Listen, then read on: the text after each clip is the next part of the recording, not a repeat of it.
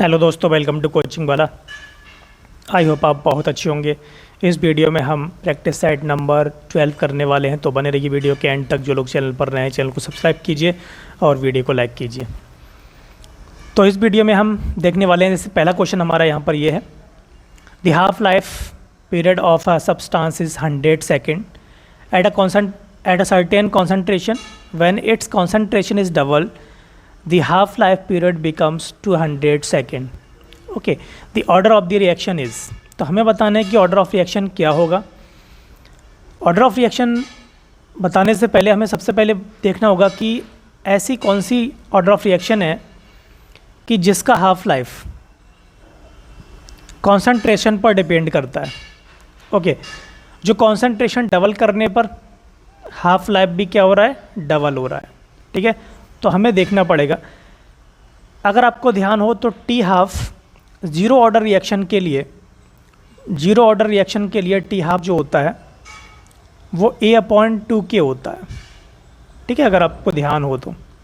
ठीक है, तो इनिशियल जो कॉन्सेंट्रेशन है उस पर डिपेंड करता है T half zero order reaction के लिए। ओके, तो यहाँ पर ऑप्शन होगा ए, ज़ीरो ऑर्डर रिएक्शन। ओके, अगर नहीं पता है तो यहाँ पर हम देख सकते हैं कि कैसे आता है ये। एक मिनट,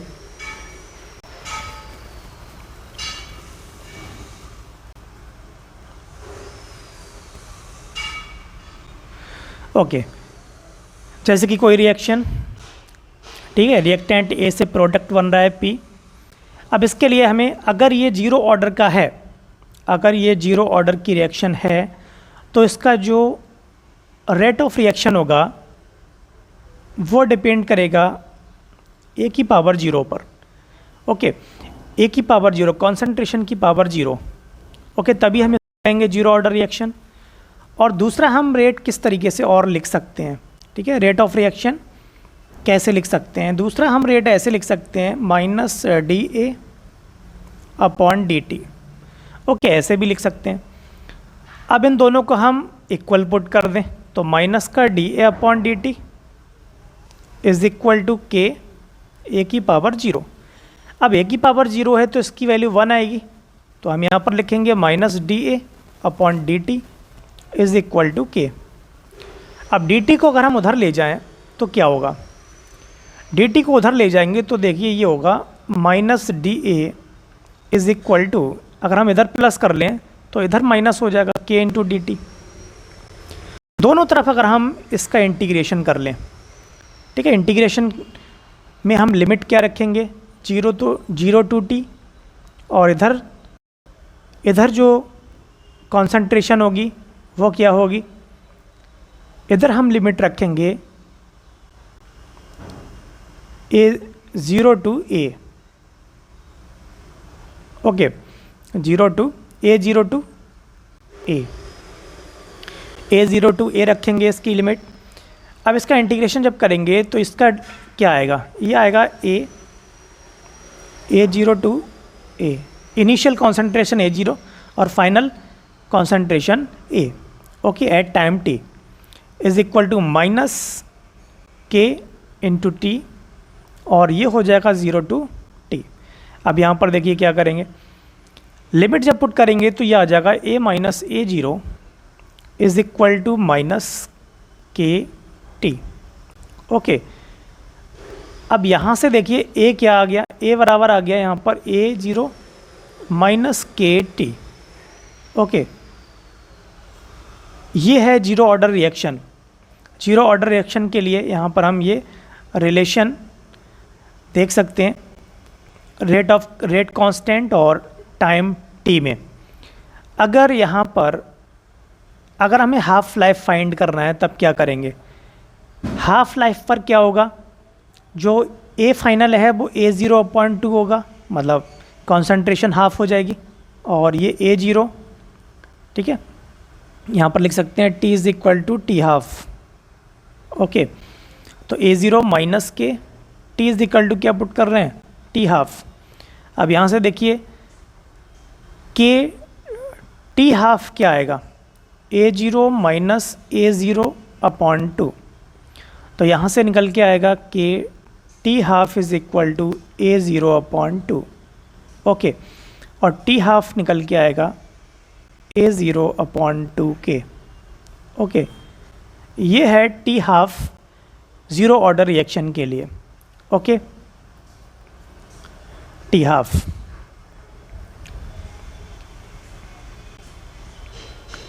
तो इस तरीके से हम फाइंड करेंगे, तो ऑप्शन ए इसमें बिल्कुल सही होगा। ओके, नेक्स्ट पर चलते हैं। निम्नलिखित में से किस अभिक्रिया के लिए डेल्टा एच बराबर डेल्टा यू आंतरिक ऊर्जा में परिवर्तन, ठीक है, for which of the following reaction delta H is equal to delta U. तो डेल्टा एच क्या है, enthalpy is equal to change in internal energy. तो यहाँ पर देखिए कैसे लिखते हैं, delta H enthalpy is equal to लिखते हैं delta U plus delta N G R T. ठीक है, तो सबसे पहले हम डेल्टा एन जी फाइंड करेंगे।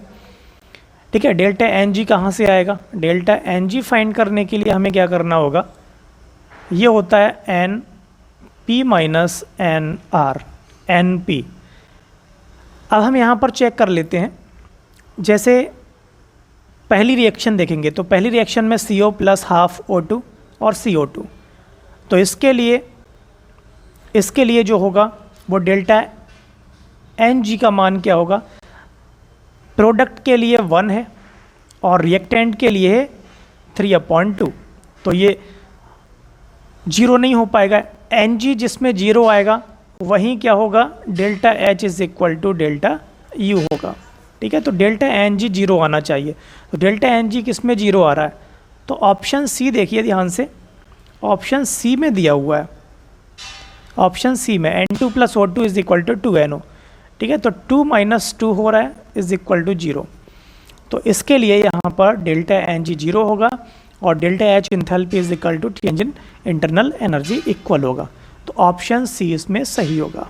ओके, निम्नलिखित में से कौन एक मात्राश्रित गुणधर्म है, फॉलोइंग इज एक्सटेंसिव प्रॉपर्टी। तो एक्सटेंसिव प्रॉपर्टी कौन सी है, तो पहले हम चेक कर लेते हैं एक्सटेंसिव प्रॉपर्टी कौन सी होती हैं। और देखिए एक्सटेंसिव प्रॉपर्टी वो होती हैं जो क्वांटिटी ऑफ मैटर और साइज ऑफ मैटर पर डिपेंड करती हैं। ठीक है, साइज और क्वांटिटी पर डिपेंड करती हैं। ठीक है, मात्रा और आकार पर डिपेंड करती हैं, वो होती है यहाँ पर एक्सटेंसिव प्रॉपर्टी। इंटेंसिव प्रॉपर्टी वो होंगी जो क्वांटिटी और साइज पर डिपेंड नहीं करती हैं, वो होती हैं इंटेंसिव। तो हम यहाँ पर चेक कर सकते हैं, जैसे कि कॉन्सेंट्रेशन है, तो कॉन्सेंट्रेशन चाहे वो 1 लीटर सॉल्यूशन की कॉन्सेंट्रेशन हो, चाहे 5 लीटर सॉल्यूशन की कॉन्सेंट्रेशन हो, ये क्वांटिटी पर या साइज पर डिपेंड नहीं कर रही है। विस्कोसिटी चाहे, ठीक है, थोड़ा सा हो, या 1 लीटर गैस है एक तरफ और एक तरफ 2 लीटर गैस है, तो इसकी जो विस्कोसिटी होगी वो डिपेंड नहीं करेगी इसकी क्वांटिटी पर। ठीक है, डेंसिटी चेक कर लें, तो डेंसिटी कोई भी मटेरियल है उसकी जो डेंसिटी होगी वो चाहे स्मॉल क्वांटिटी की डेंसिटी हो चाहे लार्ज क्वांटिटी की डेंसिटी हो, उसकी डेंसिटी उसके साइज़ पर उसके क्वांटिटी पर डिपेंड नहीं करेगी। ठीक है, लेकिन ऑप्शन ए जो दिया हुआ है इंथैल्पी डिपेंड करेगी साइज़ पर भी और उसकी क्वांटिटी पर भी। तो ऑप्शन ए इसमें सही होगा, एंथैल्पी एक एक्सटेंसिव प्रॉपर्टी है। ठीक है, और बाकी जो 3 है वो इंटेंसिव प्रॉपर्टी है। ओके, यहाँ पर देखेंगे केपी और केसी में हमें रिलेशन बताना है। तो केपी और केसी में रिलेशन क्या होता है, केपी इज इक्वल टू होता है केसी आर टी की पावर डेल्टा एन। ठीक है, अब ये डेल्टा एन क्या है, delta N is equal to होता है N P minus N R. ठीक है, तो N P minus N R हम चेक करेंगे कौन सी रिएक्शन में N P minus N R की वैल्यू यहाँ पर -1/2 होगी। ओके, यहाँ पर हम चेक कर लेते हैं एक बार, तो एन पी माइनस आर, तो लास्ट में देखिए 1 मोल और स्टार्टिंग में जो रिएक्टेंट्स हैं उनकी 3/2। ठीक है, माइनस करेंगे तो 1/2 आ रहा है। ठीक है, तो 1/2 माइनस का वैल्यू पुट करेंगे तो के पी इज इक्वल टू के सी आर डी की पावर -1/2।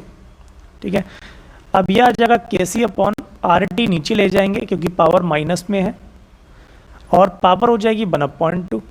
इसको लिखेंगे KC अपॉन, इस पे आ जाएगा अंडर रूट RT। ओके, तो ये हो गया KP is equal to KC upon under root RT। हमें KP अपॉन KC का रेशो बताना है, तो KP अपॉन KC यहाँ पर लिख लेंगे, इधर आ जाएगा 1 अंडर रूट RT। ओके, तो ऑप्शन यहाँ पर C सही होगा, 1 upon under root RT। Okay, इसमें देखेंगे which one of the following oxides is most basic. अब इसमें देखेंगे कौन सा मोस्ट बेसिक होगा। तो मोस्ट बेसिक होने के लिए देखिए ऑक्सीजन सब ऑक्साइड है यहाँ पर, तो हमें चेक करना है कि जो पार्ट है, ठीक है, तो उसकी साइज जितनी ज़्यादा होगी, उसकी रेडियस जितनी ज़्यादा होगी, होगी उतना ही वो ऑक्साइड कैसा होगा, बेसिक होगा। ठीक है, वो उतना ही बेसिक ऑक्साइड होगा। तो हम चेक कर सकते हैं इसमें सबसे ज़्यादा साइज किसकी है। तो ऊपर से जब हम नीचे बढ़ते हैं तो कुछ इस तरीके से आता है।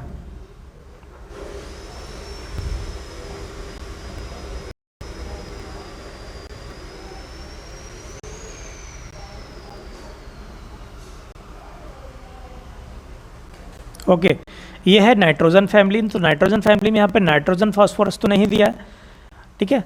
आर्सेनिक, एसबी, एंटीमनी और बिस्मथ 2 दिए हुए हैं यहाँ पर, ठीक है।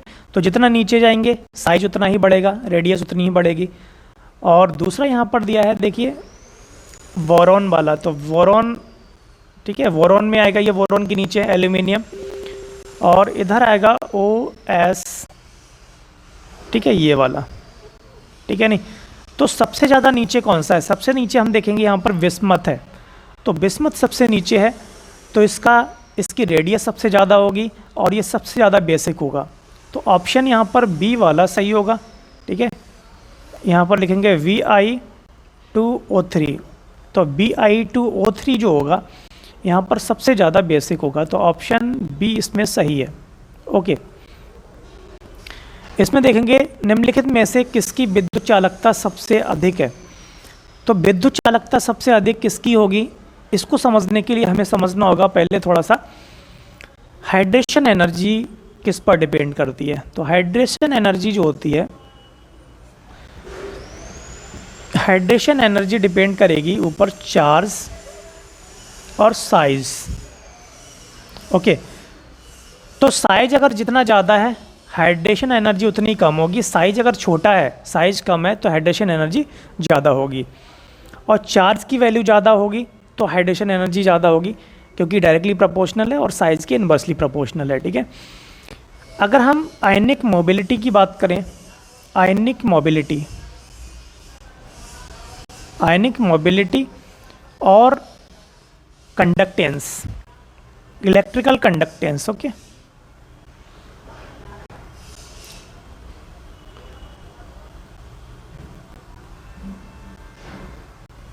इलेक्ट्रिकल कंडक्टेंस ये होता है inversely proportional to hydration energy, ठीक है, हाइड्रेशन एनर्जी। अब हाइड्रेशन एनर्जी के ये इनवर्सली प्रोपोर्शनल है, तो फिर ये साइज के डायरेक्टली प्रोपोर्शनल होगी और चार्ज के इनवर्सली प्रोपोर्शनल होगी, ठीक है। नहीं, बिल्कुल वैसे ही जैसे यहाँ से ये फॉर्मूला लिया है हमने। तो साइज जितना ज़्यादा होगा इलेक्ट्रिकल कंडक्टेंस या फिर आयनिक मोबिलिटी उतनी ही ज़्यादा होगी। ओके, विद्युत चालकता या फिर इलेक्ट्रिकल कंडक्टेंस एक ही बात है। चार्ज जितना ज़्यादा होगा इलेक्ट्रिकल कंडक्टेंस उतना ही कम होगा, ठीक है। तो हम यहाँ से हम चेक कर सकते हैं कि किसका यहाँ पर साइज ज़्यादा है। चार्ज तो सब पर एक जैसा है प्लस, ठीक है, और साइज अगर हम देखें तो एक जैसा नहीं हो सकता, क्योंकि ग्रुप में जब हम नीचे की तरफ बढ़ते हैं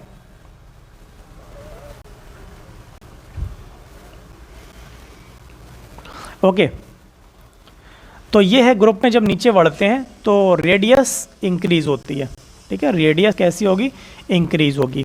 तो यहाँ पर सबसे नीचे कौन सा आएगा, सबसे नीचे आएगा देखिए सीजियम, तो ऑप्शन डी इसमें सही होगा, सीजियम। इसकी आयनिक रेडियस सबसे ज़्यादा होगी, आयनिक रेडियस सबसे ज़्यादा होगी, तो आयनिक मोबिलिटी या फिर इलेक्ट्रिकल कंडक्टेंस जिसे हम विद्युत चालकता भी कहते हैं वो उतनी ही ज़्यादा होगी, ठीक है। तो ये ओके ऑप्शन सही होगा। ओके इसमें इतने ही क्वेश्चन थे। ओके बाकी वीडियो पसंद आई हो तो लाइक करें, शेयर करें, कमेंट करें और चैनल को सब्सक्राइब करें जिससे कि आपको हमारी नई वीडियोस को नोटिफिकेशन मिलते रहें।